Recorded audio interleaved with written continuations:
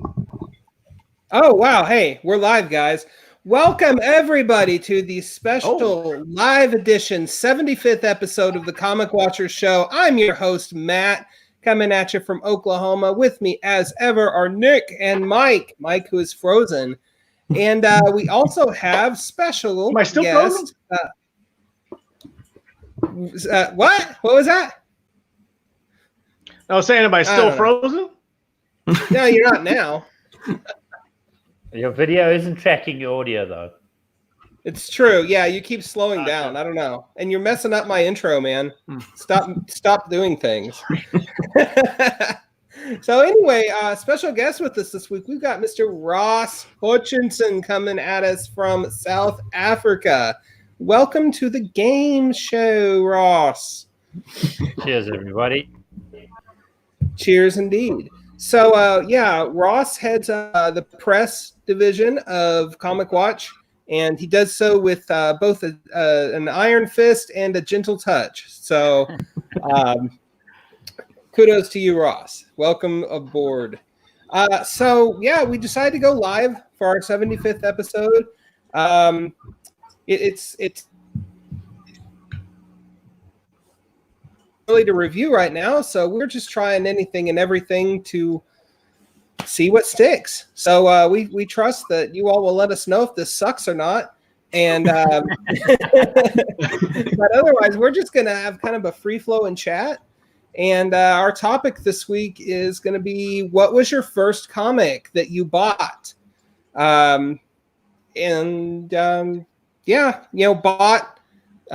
with your own money, made a conscious decision to join the world of comic. Thing you bought and made that conscious choice to become a comics fan yourself. So how about, since I think Mike is frozen again, maybe, I don't know, either that or he's asleep. Nick, how about you go first, buddy? Oh boy, yeah. So I'm actually in the Marvel shirt today. I'm going to talk about the big two positively in a great way, because I think Marvel is a big reason why I got into comics. Probably very different from a lot of people in this chat and people watching. I think I got started on digital comics, and that's kind of what got me into the medium and what got me interested in reading. It was probably 10, 11 years ago. A lot of hype happening with a lot of stuff Marvel's doing, and I finally managed to find the Marvel Unlimited app. Because I'm from East Texas, there's no comic shops within like an hour distance. So if I want a comic book, it's like an hour drive somewhere. Digital comics just kind of put them right there. Yeah. Yeah. So it was a little, I wasn't exposed to it through friends or family or anything like that. I kind of had to go out and find it. And so my first comic I pretty much ever purchased was actually like thousands of comics and downloading the Unlimited app. Yeah, you kind of just defeated the purpose of the format, because we're not going to let you talk about 1,000 comics. I could ramble that long. Right. I mean, that was... You remember what the first one was that you read?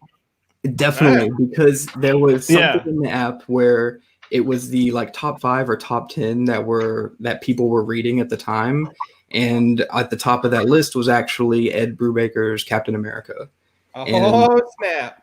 I thought, what a classic character. It's timeless. How can I go wrong with this? And it turned out to be what an amazing primer for. Hi, Mom.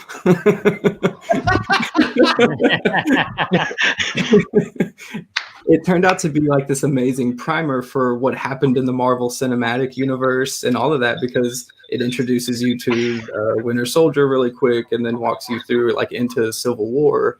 And it was just this great way to kind of get to know Marvel, and it exposed me to a lot of the different characters and helped me navigate that crazy, crazy universe. So that was absolutely the first comic that I actually sat down and read and purchased with money, though it was on a digital app. Man, you got all kinds of people pinging you, Nick. Hi, fans. You must be famous. So, where did you go from there? So you've got Captain America, and it's the Brubaker run, arguably the greatest run of Cap in his entire history. I think there's a good argument to be made for that. Sorry, Gruenwald fans. Yeah, I'm going to pick a fight live on the internet.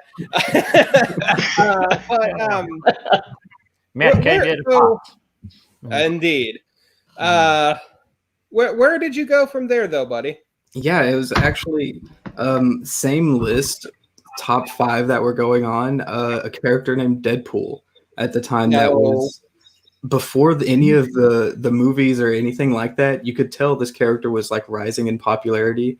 Some of the merch was starting to hit out and like Hot Topic and stuff like that were t-shirts. And then I kept seeing this name come up on the top of this list.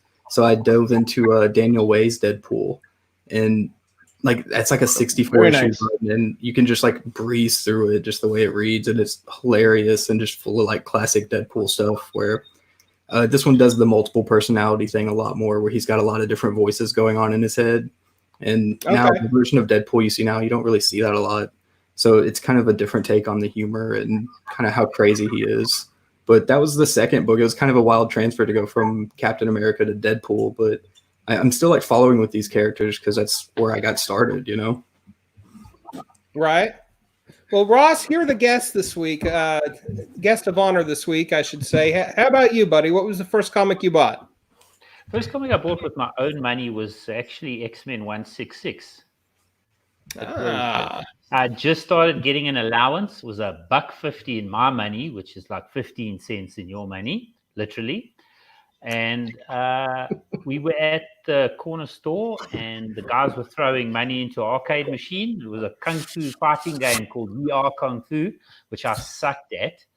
So there was a spinner rack there. And I mean, I had comics before, but they'd always been given to me, or my mom had bought them for me or whatever. And I had some money in my pocket.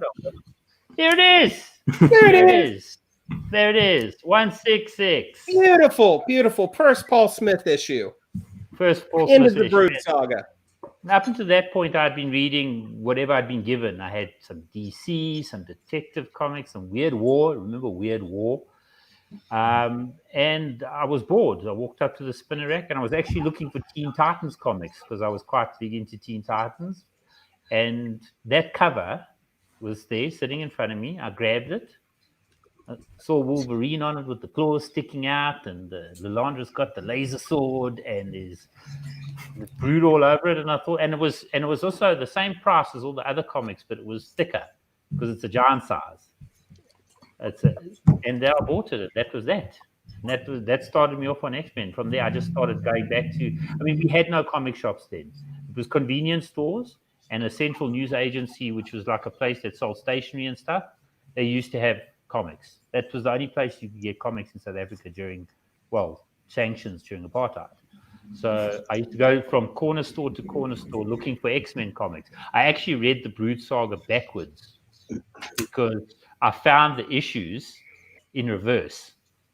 So I actually read 166 first and then went backward from there. It's interesting that there it goes. That's basically how I got into X-Men comics. I mean, my first comic, then I would have been about 7 or 8 at the time. Okay. And then later, my first comic store, they opened one. It was a big deal about it. It was a tiny corner store. It was the size of my kitchen in a neighborhood I didn't live in. I got my parents to drive me there. I was 13 years old, and you walked inside, and there was all these comics. It was the wedding edition of X-Men signed in gold pen by Jim Lee and Kubert. And I mean, I'd never seen a signed comic in my life. Okay. But oddly enough, I ended up buying not a single X-Men comic that day. So I was really big into the Anne Rice vampire books at the time. And there was a collector's edition of Innovation Comics. I mean, Innovation Comics have been gone for years. Collector's edition of the Vampire Lestat, all painted and signed and numbered. And that's what I actually ended up spending my money on that day. So yeah, the first one was 166, and my first time in a comic shop, I ended up buying a vampire comic. It's coincidental though that 166 was your first comic. It was one of my very first X-Men comics, although it was in Classic X-Men reprint edition. Really? You know, I never actually saw it in Classic reprint edition here. Yeah. It was one of my earliest X-Men, like probably first five comics I'd bought. But Mike, you've been noticeably quiet, which I feel kind of bad for because you rocked the throne on the last episode because I couldn't make it because of work. And so I see you're just humbly biding your time down there with your Scoop 2D2 and and your Werner's ginger ale. And sure, we'll go with the ginger ale. Yeah. So I see you. I see you. Seeing me. Yes, sir. But so buddy, what about you? What was your first comic that you bought? The first comic I bought with my own money was right around, it was like 90, 91. My stepdad had just got stationed outside of Pittsburgh. It was a suburb of Pittsburgh that we were at. And it ended up being Punisher: The Prize. It's a little graphic novel. Basically, the story is he is investigating the secret, like this secret weapon that's getting ready to be sold on the black market. Hooks up with this journalist, this investigative journalist. So she's kind of introduced to the world of Frank and what he does and everything. And then the guy who they first apprehend is like, wait, I'm like a, secret government agent type deal. So he hops on, but it turns out that he's kind of enrolled in all this stuff as well, right? So the secret weapon turns out to be Stark's Mark I. So that's the secret weapon. So it's your basic Punisher story, right? I mean, there's nothing surprising. I mean, there's knives going in eyes. There's bullets everywhere. So yeah, and then at the end he's like, I feel guilty about killing everybody, but it's something I gotta do. Well, thanks, Frank. Yeah, but Frank doesn't feel guilty. So I mean, it's your basic story. Yeah, Frank never feels guilty, right? That was the rot of projecting. That was the rot of projecting. But what started it all, was miniseries.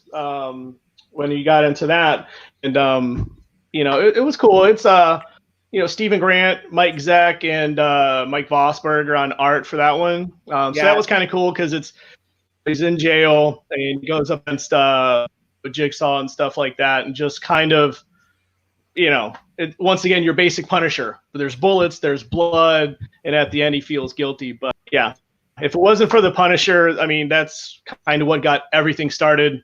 And then went to my first comic shop in the suburb. This place called McKeesport, but it's right outside of Pittsburgh anyway. And then just started digging in boxes. And then that's when all the superhero stuff kind of started.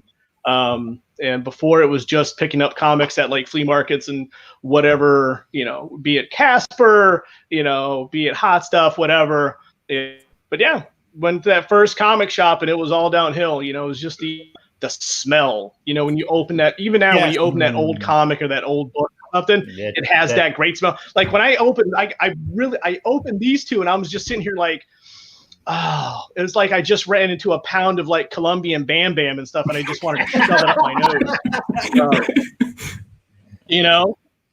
But yeah, no, it's really addictive. And these two books, I still look at them.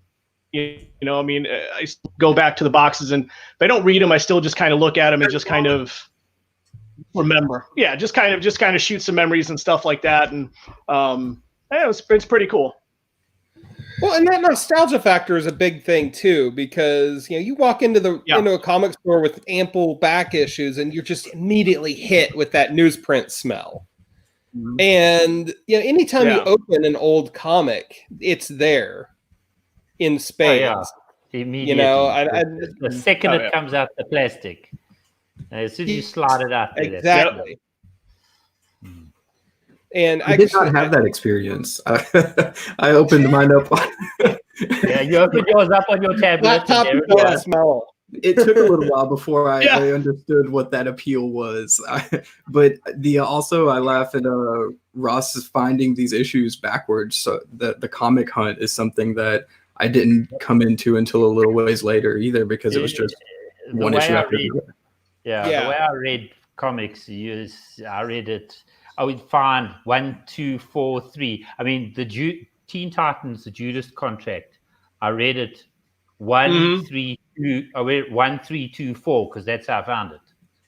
The three different, three different Absolutely. stores, Especially when you're a kid, and especially in the 100%. pre-internet age. and that excitement of actually finding you've got 3 of them, and you actually find the last one in the menu. Yes. It's like, and there's no comic shops at this stage. At this stage, what's happening is the grocers and the convenience stores are buying bulk packages of comics from some guy in Cape Town and getting them and Really? throwing them on the shelves. So what would happen is that's why I would have to move around. So I would find 1, 3 here, and then go to another place, find 2, 4.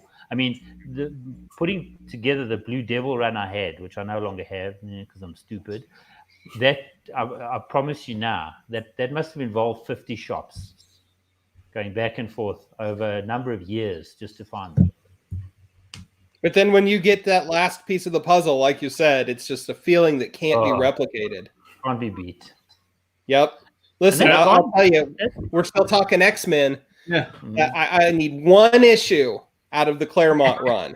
One. 129, First Kitty Pride. Really? Oh, That's it. And I even about probably 6 months ago, I had it in my sights, and I just didn't have the extra money at the time. And by the time payday rolled around, it was gone.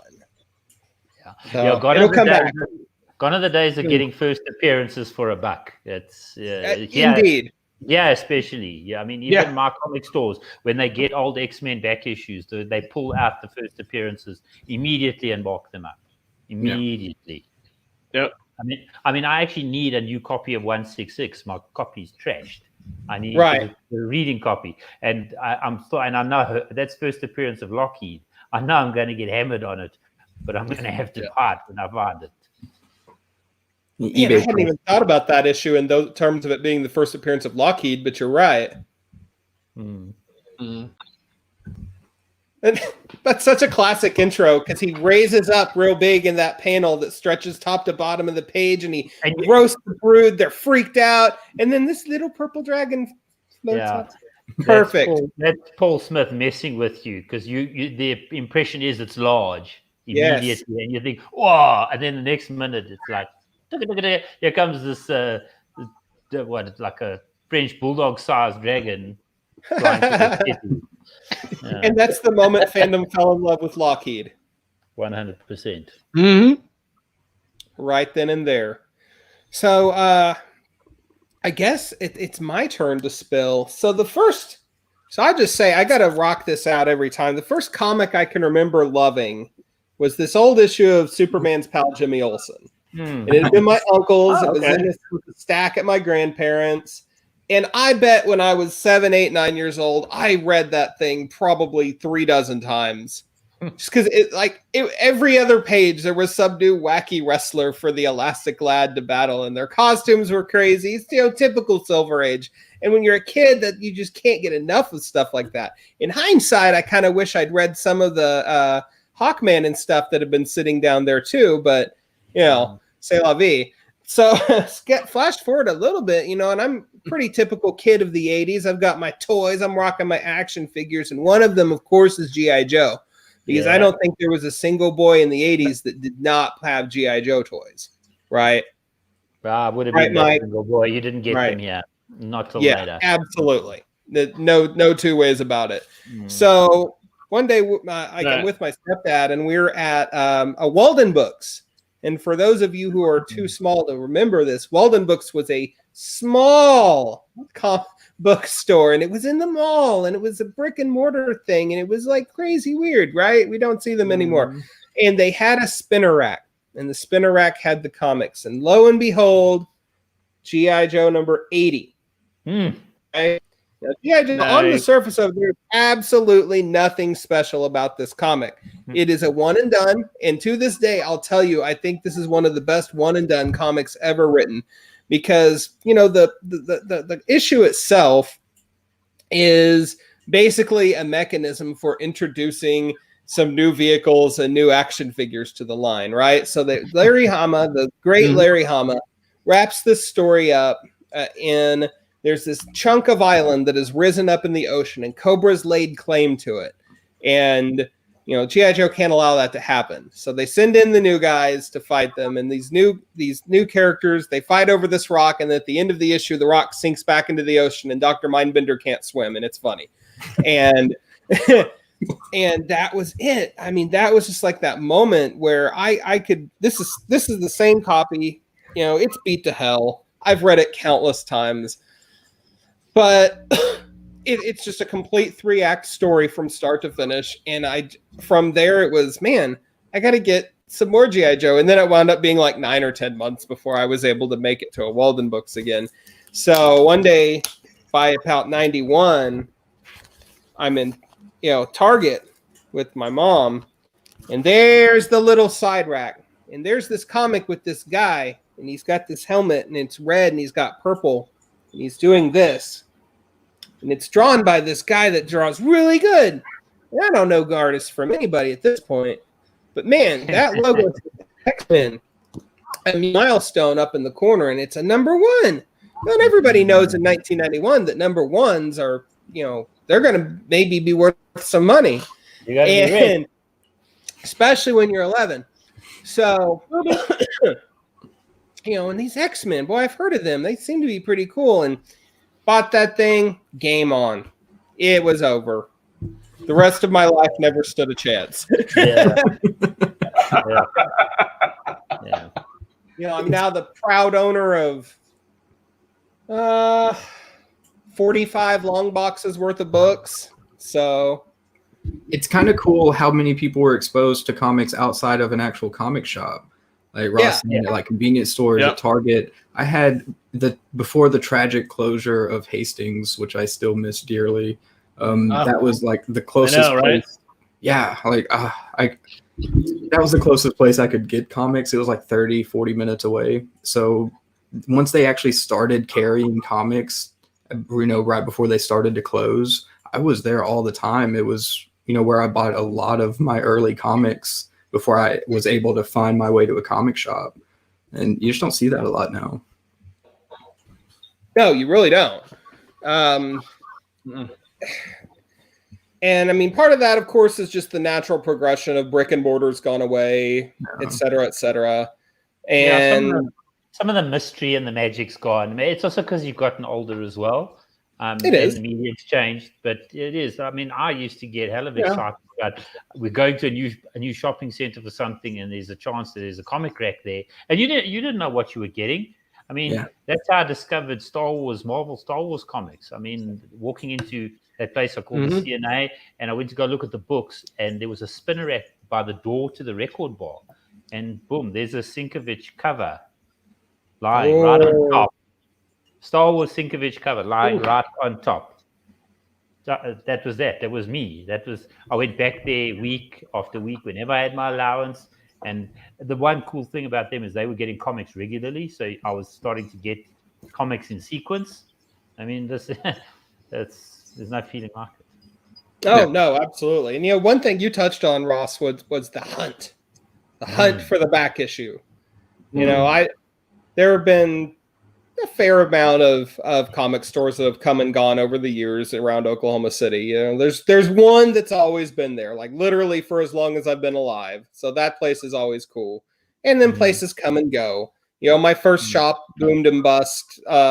They put their eggs in a basket with trading cards as well as comics. When trading cards imploded, that store was gone. And then the second shop I went in, I went to, which was ironically right across the street, was they were not only comics, but they were also gaming. So, okay, there's some good overlap there. And I stayed there for a good while. And then then the guy that, that owned it sold it to guys that knew nothing about comics, and they were more about the gaming. Now and I stopped going there. Now fast forward a couple of years though, and I stumbled back in there, and I just happened to be looking through the Swamp Thing back issues because there were still a couple issues of Alan Moore's Swamp Thing run I needed. And bam, right there, $5. Alan Moore's first issue of Swamp Thing. They had no idea what they had, no clue. Gentlemen, it's mine. Run out the store. Like you're trying not to sweat when you're talking to them. You're putting it oh yeah, it's kind of like, well, don't shake. Don't shake. I'll take this. But yeah, that casual comic. It's you can order anything you're looking for pretty much online if you can't find it in person, or just read it digitally. And I hate to sound like an old man that yells at clouds, but younger readers today, they probably don't understand like we do that hunt for that one issue that you're looking for. No, look, of course not. I will drive, like you said, to 45 or 50 different comic stores to complete a run if I have to. So we got a comment from Davis Q on YouTube. Says my first comic for me happened during Byrne's X-Men run. Friend told me to buy X-Men. I got an Amazing Adventures reprint of an old X-Men and still loved it. Listen, those Amazing Adventures reprints in the 70s are kind of cool, and they're the oddball reprint run that actually has some value to it. Usually reprint series or dollar bin fodder. But the Amazing Adventures, and that also is the same series that gave us the Furry Beast. Ooh. So, Ross, do you have that one? No. Oh, I got it. I got it a few years back. I've noticed a similarity in everybody's kind of drawn to Marvel in the early stages. I think everybody's I guess that's the name you're exposed to. Everybody's got that tie to Marvel when they first get started. Actually not. I might have bought Marvel I think first. For me, it was... Yeah. Go ahead, Mike. No, I was saying for me, it was just kind of accidental because, I snuck in my brother's room and actually lifted, this very issue. So not really knowing, Marvel, DC, or whatever. I literally just saw this guy on the cover of this book shooting. He looked pissed off. And I was like, okay, great. I'm going to take the beating, because he's 8 years older than I was. But yeah. And then I find myself, what's that? It's like an accessibility thing with Marvel, I guess. It's just there. Yeah. Well, but I find myself now getting more into more DC stuff now. Like I'm reading, now obviously I'm still, subscribing to Amazing Spider-Man and Punisher and all that stuff on my pull list, but I find myself even going back and rereading old DC stories, or just, getting more into DC characters now. I just think they just, I don't know. It just seems like, I don't want to say the writing is necessarily better, but it just seems more stable. And then it does seem like every small come out with a number one. So, volume 18 of Captain America, number one. Cody and I, this is going to be so shocking on this. And he and I have discussed it in the past, and I don't want to put words in his mouth, but there's a lot of logic to it. I didn't come here to talk. I'll give you a hint. The word narrative pops up more than once.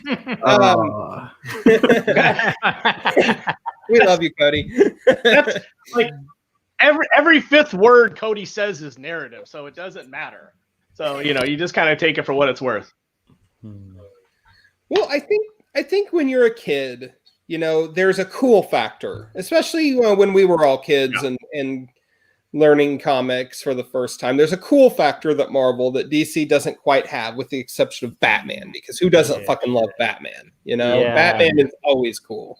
But try, give a kid, a 10-year-old kid, a choice between Spider-Man and Superman. They're probably going to choose Spider-Man. there's just it has to do with the way the character is built. And I love Spider-Man. I love X-Men. I think as I've gotten older, though, I've started leaning more into DC a little bit more, just because, hell, I don't know why, just because something about it speaks to me a little bit more as an adult. I think Marvel is forever chasing the 13 to 21 demo, and that's not me by a long stretch. And DC is willing to write up a little bit more with these characters and lean into the legacy of the characters. Like, all of us started with Marvel, it seems, but what was your first DC comic that you bought? Sure. Yeah, see? It gets a little trickier. Well, I can tell you now, it would have been a Justice League comic, because that was the DC thing that I loved the most when I was a kid. I loved the Justice League stories, or it was a detective comics with Creeper in it, because I have a very, very vivid memory of the first appearance of the Creeper. Nice. But interestingly enough, I didn't start with Marvel. I might have bought an X-Men as my first comic, but when the first pile of comics I ever got, my mom's best friend, her son was going to college, and he had a whole bunch of comics that they didn't know what to do with. So they gave it to my mom to give it to me so I would read. And it wasn't a single Marvel comic. Every single one was a DC comic. It was Action Comics. It was Detective Comics. It was Weird War.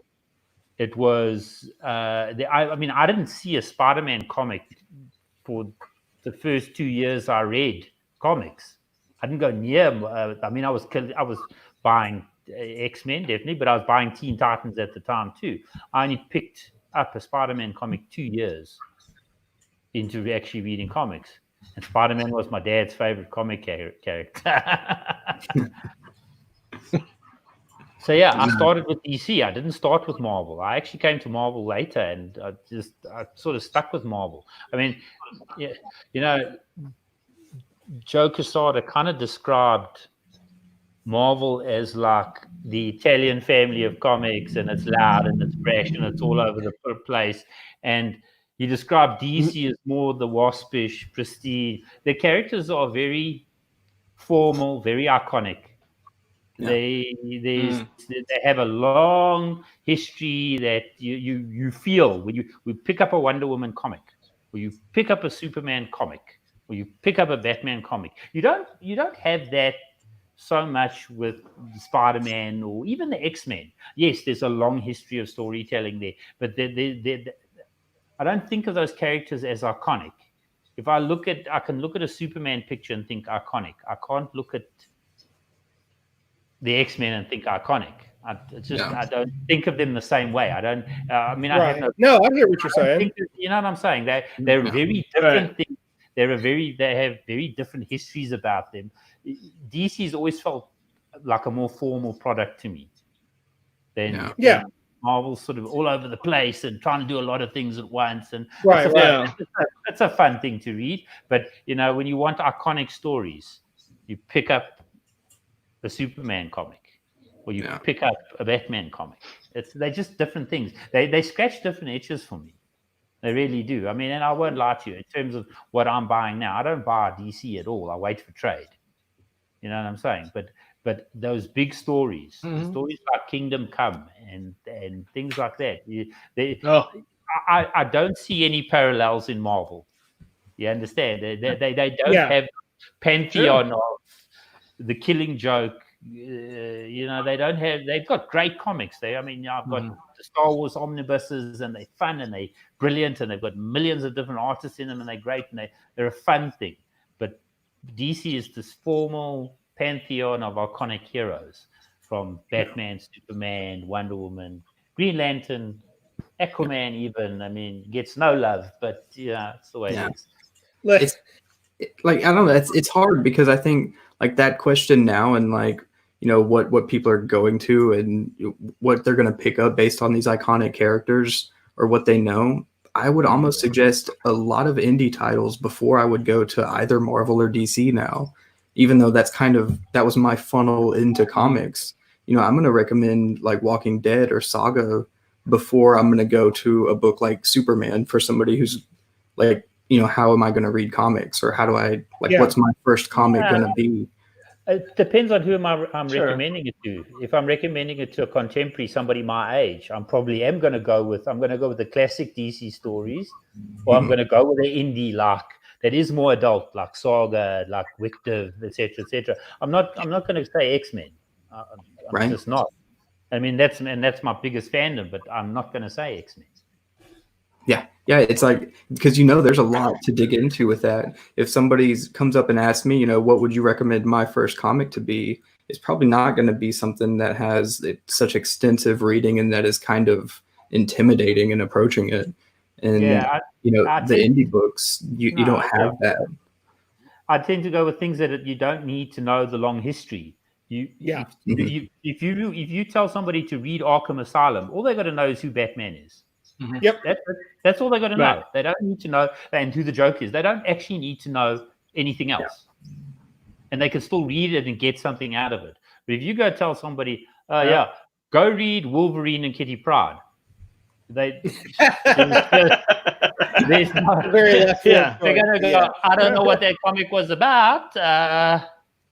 Crazy a Jewish ninja is born. You know what I'm saying? It's just that there's a lot of the better DC stories are self-contained and they're easier to throw at people. I would rather say to somebody, you want to understand, look at the superhero genre, go read Alan Moore's Watchmen. And listen, I don't think that book's the end all and be all, but it's something that it can explain the genre while you're reading it. You understand? Yeah. And you don't have to have a single frame of reference anywhere to actually read the story and enjoy it. Right. Yeah. Superman for all seasons. Perfect example. 100%. Another example of that. I think, we do have a comment in here. Chad Burdett, also of Comic Watch. He says his first comic was probably a Super Friends, but it was Nightfall that got him into the hobby. So very cool. Somebody else hailing from the early 90s era. Marvelous. Is that Brayfargo? Yeah. Let's see. Doug Grady says that Pitt got him into comics going back to the 90s. I was going to say that's the image. The image nice evolution. Little Keown right there. Yeah. Little image love. Yeah, that's really Pitt cool. Is funny because I remember, Dale Keown was hot coming off of the Hulk at the time he launched Pitt, and somebody asked him, why does Pitt not have a nose? And he says, I just kept drawing and there didn't wind up being room for a nose. Yeah. So that is Pitt's legacy as to why he has no nose. No nose, that whole saying with image, that was probably the first time that I started feeling like comics were bigger than just this little club that we were in. The whole image evolution, because when Spawn came, I mean, it was huge, even here. And I mean, we're a little drop in the ocean, and Spawn was massive because there were comic shops. There were comic shops by there, and it just started to feel like Nick, it's still massive. A much bigger pond. And I mean, it is very still massive. Yes. Yeah, it's very still. Listen, it was never for me. I enjoyed the initial run, and then I kind of stopped, and I came back to it later.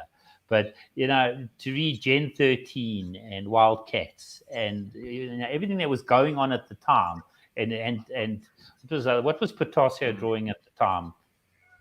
For them. Oh, what was it? With the gold armor and the vampire. Blah blah blah. I can't remember. God, I can't believe I'm going blank on this. There was a massive publishing delay between the first and second issues. But Wetworks. There we go, Wetworks. With all of that going on at the time, it just felt like comics had just turned into something mainstream for me personally. Up until that point, I mean, I had maybe one person I spoke to about comics, and all of a sudden there were guys. I was talking to other guys and seeing people in the comic stores, and people were buying all these titles, and this was the next big thing, and that was a big change in comics for me. I was in my and I think it was something different. It was something different because, like, you saw like, Liefeld and McFarlane and Portacio, they were giving interviews. Like, they were on TV, they were on Entertainment, And Weekly, and they were on MTV. Yeah, and it was like, are you kidding? Like, and for me, especially, I mean, I rode that wave, and I'm still riding that image wave. When all that stuff happened, I was completely like and I know, surprise, surprise, I'm going to talk about, the Rob father, but like when Youngblood came out and, Pitt and Spawn and all that stuff, almost game changer, because I mean, I kind of stopped buying, Punisher. I stopped buying the Marvel and DC books, and I really was just swallowing up everything Image was putting out, and it was just something so fresh. And they really, because I mean, Image brought the death of Superman and the breaking of the Batman, in 497. I mean, these 6 guys had migrated from Marvel, and all of a sudden they went from who knew what Image was, and all of a sudden they're the number 2 and number 1 company. Well, they did. And I just think they just changed the whole landscape. They did, but they also took the coolness factor with them. You understand? Is that you took the hottest artists that were drawing for the big 2 at the time, or drawing for Marvel. You took the hottest artists and you put them, and they literally made Image cool. People bought Image books because they were cool. They looked cool. They had badass characters. Never mind that 5 of them might look the same, but you know what I'm saying? It just, or you could change the titles around. It was cool to pick up a Spawn comic. It was hella cool to pick up Gen 13. I mean, I loved Gen 13. It just spoke to me. Oh, absolutely. It just did. I mean, that first run is just, for me, one of the best. I mean, but it's remarkable, for sure. And it took that Marvel, because Marvel was always the younger hip of the big two, and now all of a sudden Image was the younger hip, and the big 2 weren't so young and hip. Yeah. And that drew everybody in. Yeah, people followed McFarlane. I mean, I was reading that Spider-Man run. Yeah. I mean, I was reading Spider-Man, and I mean, I'd never read Spider-Man up until that point on a regular basis. And he left, and I left with him. I mean, that was the power of that. They had that kind of impact on absolutely. Industry. And I'd like to what Doug Grady's commented, said it gave us options. And I think that was something that Image brought to the table that kind of ushered in this new age of comics and indie comics, because a lot of people, you ask, what'd you start reading when you first got into it? It was probably Marvel or DC. And then what are you reading now? It's stuff like Vault Comics, or a lot of stuff from Image, and it's stuff that's kind of outside of the big 2 realm. It's stuff that, you don't really hear a lot of. That's not these hyper popular iconic characters, but that's where the great stories are being told right now. And I think Image had a lot to do with ushering that in the 90s. Absolutely. Well, and what's interesting is that, if you look at it in a historical context, Image comes in at the end of the black and white boom from the 80s, basically. The black and white boom was going to save us all, creator rights, this, that, and the other. And there were tons of black and white indie comics in the 80s, right? And, they put out a lot of good comics. Nothing against any of them. Nothing against Comico or First or any of those books or Eclipse. But for one reason or another, it just never was more than a niche off to the side of the big 2. And then, Image is kind of built on that whole ethos, but they blew it up in such a major way that it was impossible to ignore. And it was, like you said, it was cool factor. It was aesthetics. It was, as Doug Grady pointed out in the comments, glossy pages and better coloring. Yeah. And to say that Image didn't have an impact on Marvel and DC would be folly, because Marvel really got into the, oh my gosh, we need to make our books look more like Youngblood ethos to their detriment. Yep. And, DC ever late to the party when it comes to the latest fad. They didn't embrace it quite so much, but they still gave Lobo a pretty good push in the 90s. So for what it's worth. Okay. We got Michael DeJesus says Image's Gin 13 was my first comic. Got it trick-or-treating when I was a kid. So more love for Gin 13. That's awesome. Nice. And Doug Grady, he wants to know, what about Grindel? I got to say, wasn't my first comic, but much love for Matt Wagner and Hunter Rose and the entire Grindel opus. So, Youngblood was overrated. Mike, I'm going to let you field this one.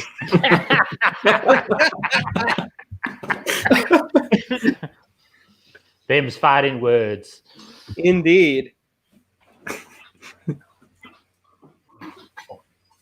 He went to. Okay, first of all, that negativity will not be tolerated in Comic Watch.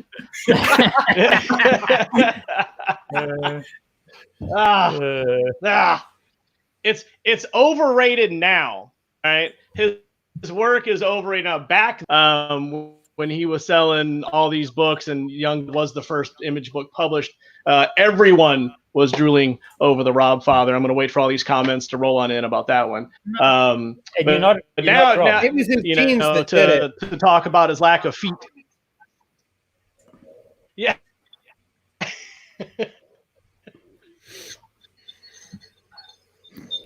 No, you're not wrong. I mean, you can say anything you like about Rob, but he was the right guy at the right time.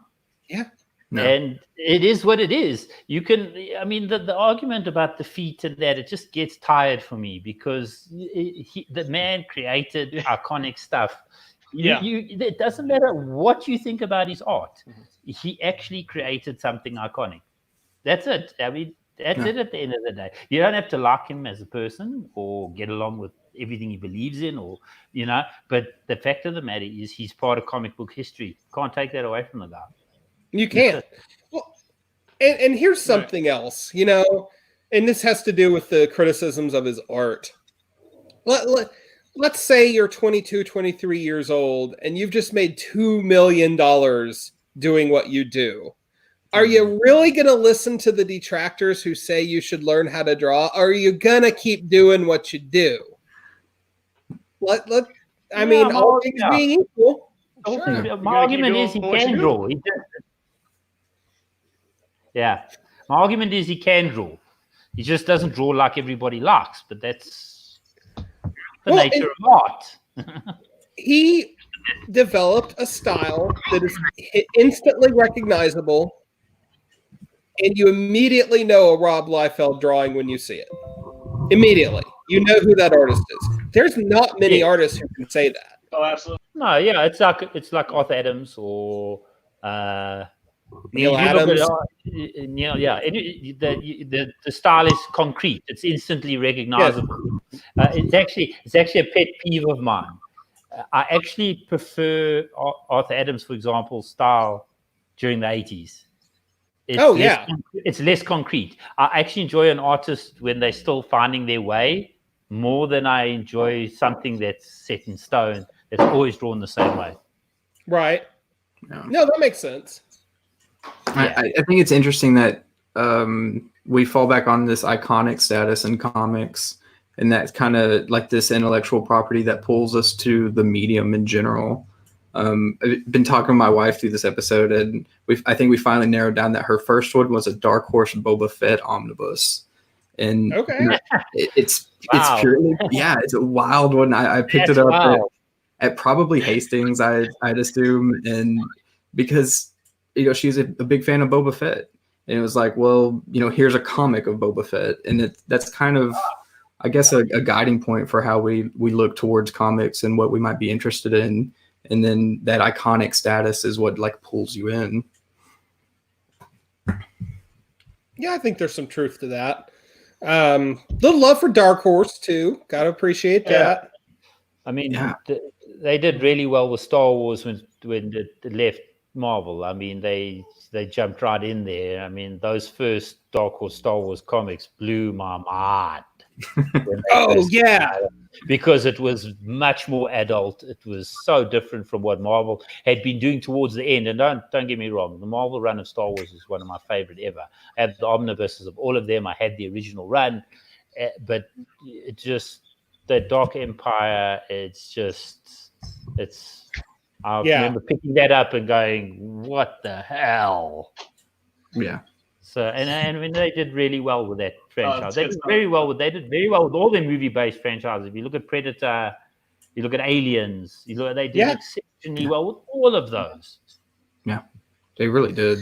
And I think kind of feel like, however, like the Dark Horse shot themselves in the foot a little bit when they decided that they wanted to do the majority of their focus on licensed properties and move away from Monkey Man and O'Brien, Sin City, anything original. And that's not I don't remember when they made that move. I think it was in the mid 2000s. Yeah, because licenses, as Dark Horse soon would find out with Star Wars, don't last forever. No. So would you kind of say the same about IDW now? That's generally what a lot of their work is licensed. I think so. I think it's foolish to put all your eggs in that particular basket. Sure. Now, that's not to say that IDW is not putting out some quality comics, because they certainly are. But if you look at what IDW is, I just think it's a little short-sighted. Yeah, it is. But if you look, IDW are hemorrhaging money. Yeah. I mean, I hate to just put it out there, but they're not exactly swimming in it. You know what I'm saying? You can't put all your eggs in one basket. I mean, they make some good money off artists' editions, and they've got some nice new licensing deals with Marvel. They're doing a lot of licensing stuff, and I think that's going to be good for them. But you don't put all your eggs in one basket like that. Not ever. Yeah. Not ever. So now that is a discussion on First Comics. Now that kind of devolved. Well, listen, I mean, it's going to happen. Yeah. It's going to happen. That's what happens when you let people loose on the internet with no script. It's true. We get back to that though. I mean, some of the weird stuff. I mean, you mentioned G.I. Joe. I mean, I remember picking up the silent issue. I found $2 I was sitting outside waiting for my mom in the shop, and I found $2 in my jeans pocket, and I was sitting right across from the store that had the comics. Ran into the store, and there was the Snake Eyes issue. Yes. Right there. Grabbed it. It cost me $1.25. It was like what a comic cost back then. I mean, and it's just one of the greatest things I've ever read in my life, and I never had a word in it. First experience of Storm Shadow too. 100%. So we were. Oh, go ahead, Ross.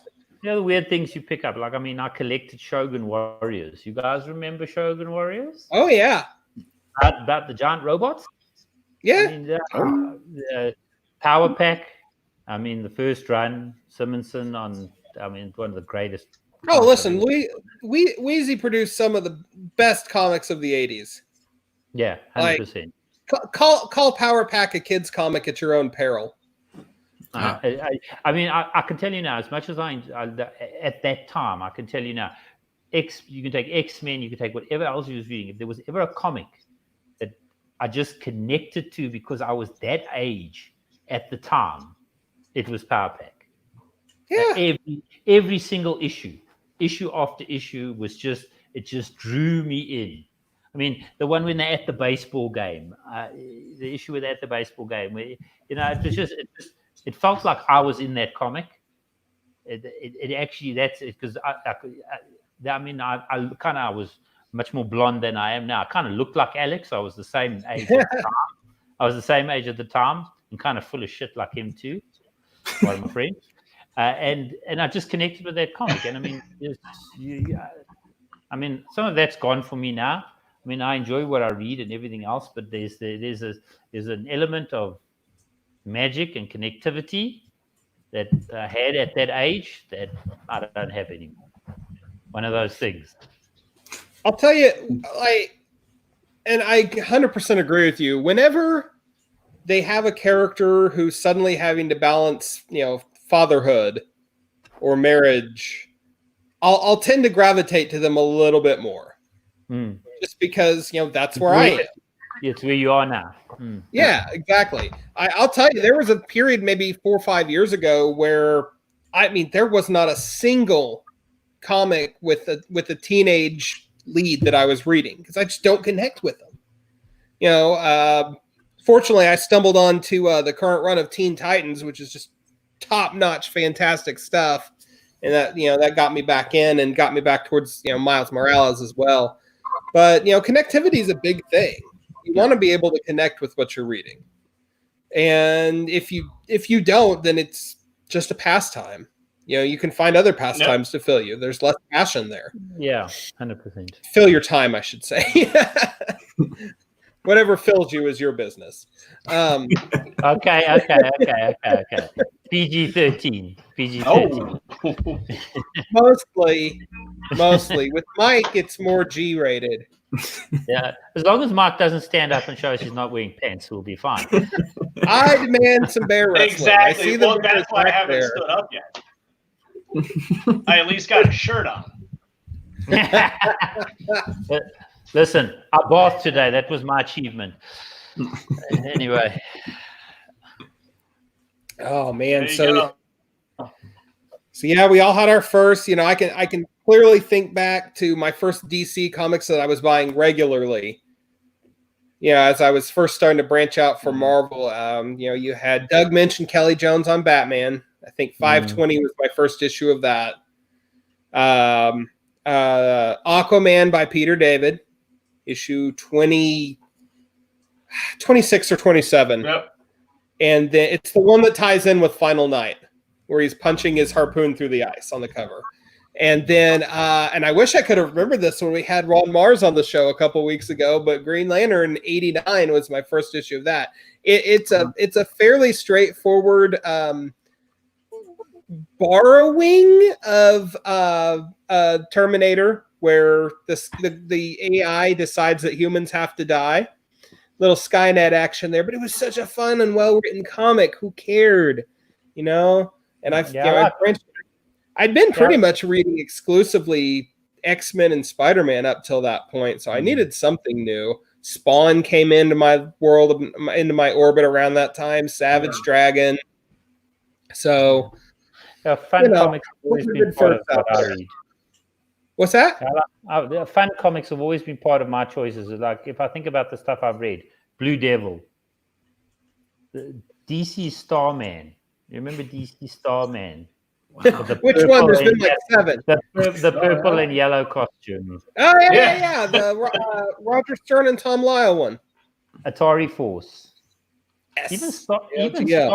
Even Star Trek comics. Yeah. At the time. I mean, I was also big into licensed stuff that Marvel did and DC did. So Star Trek comics, Indiana Jones. I mean, those are all just really fun properties. Yeah, absolutely. Yeah. Absolutely. So we're coming up on an hour, guys. I think I'm amazed we pulled that off. Yeah. I think we could just keep going. With only a couple of minor lulls. Yeah, we had questions and stuff like that, so it's a pretty rad time. Well, we got some good fan interaction off in the comments. That was good. Yeah. Thank you all for tuning in. Guys, do you have any final thoughts before we tune out? Read more comics. Read more comics. Yeah, Read definitely the hunt for comics is great, but digital comics are fun too. 100%. Digital comics are fun. Digital comics have got a bigger slice of the pie going forward from now on. I can assure you of that. So yeah, they're here to stay, and they're going to be a bigger part of your life. And I say, why not both? Why not both? Yeah, right. Yeah, why not both? Don't be that guy. Sure. Yeah. The thing is, I mean, with comics, you can't laptop and your tablet. I mean, you can if you want to, but it's just kind of weird. And get the same print book. But yeah, read digital because especially for me, I really dig like the Comixology originals. stuff that's Yeah. not gonna more likely be in print. And you can 100%. discover new artists, new writers, and stuff like that. But definitely don't sleep on the the digital comics. Sure, if you have the means to buy it in print, go ahead. But not everybody has the means. I mean, and like you said, the comics, the stuff online is, it's there. Read it. If you want to buy it in print, that's cool. But do both. I mean, I found that doing both has exposed me to a hell of a lot more. I've read more indie comics in the last 2 years online than I ever read before. Just in the last 2 years. Yeah. Just because it's available. And it's there. Oh, absolutely. Yeah. Because I can tell you now, my shop, I can't go into my shop and I had to order cover. David Mack and Brian Bennett, I had to order it. They don't stock it. Yeah. You understand? Yeah. So, but if it's there in digital, I can get it. I can read it. Yep. I can be exposed to it. Understand? So do both. You can go home and read it right now. Yeah. I actually read the Magic Order again today. I don't love it. I don't love everything Mark Miller does, but that particular story is it's my jam from start to finish. From his writing to it's awesome. I love the Magic Order. The art is off the chain. I can't wait for the volume 2. Can't wait. Yeah. All right, well, gentlemen, we're hitting an hour, so I think it's time we call it a day. Yeah. But this has been episode 75 of the Comic Watchers Show, coming at you with a live broadcast for the very first time. Thank you, everybody who commented. Thank you for your participation. Thank you for your love of comics and your support of our show. Tell your friends about us. We love word of mouth.